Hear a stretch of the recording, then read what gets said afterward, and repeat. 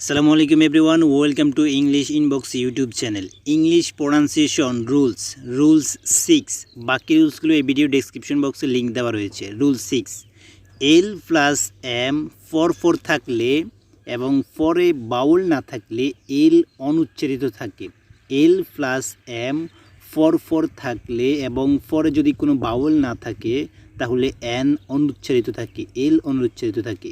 উদাহরণ, কাম, আর্মস, পাম।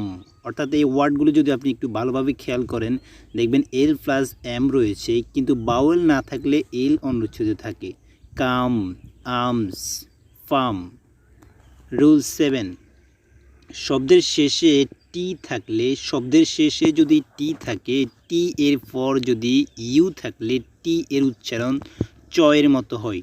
শব্দে টি থাকলে টি এর পরে ইউ থাকলে টি এর উচ্চারণ চয়ের মতো হয়।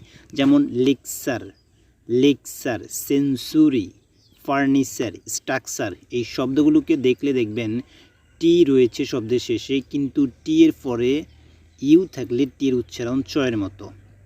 রুল 8, কনসোনেন্ট প্লাস এল এ প্লাস কনসোনেন্ট এভাবে যদি ওয়ার্ড গঠিত হয় তাহলে এল এ এর উচ্চারণ হবে আয়া মতো। যেমন dialogue, diamond, liar, liability. Rules 9, English pronunciation rules 9, I plus R plus consonant এভাবে যদি ওয়ার্ড গঠিত হয় তাহলে আই এর উচ্চারণ আই না হয়ে এ হয়। I plus R plus consonant এভাবে যদি ওয়ার্ড গঠিত হয় তাহলে আয়ের উচ্চারণ আই না হয়ে এ হয়। For example, first,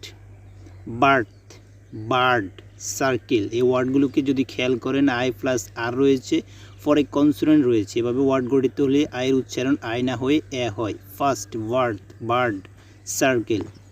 English pronunciation rules 10, 3 বর্ণ বিশিষ্ট ওয়ার্ডে consonant plus I plus E এভাবে যদি ওয়ার্ড গঠিত হয় তাহলে তার উচ্চারণ আই এর মতো হয়।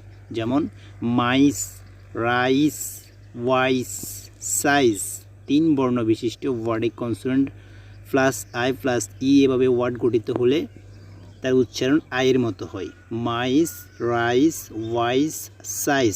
বাকি রুলসগুলো এই ভিডিও ডেসক্রিপশন বক্সে লিঙ্ক দেওয়া রয়েছে, চাইলে সেখান থেকে দেখে নিতে পারেন। আর ভিডিও ভালো লাগলে অবশ্যই চ্যানেলটি সাবস্ক্রাইব করে সাথে থাকুন।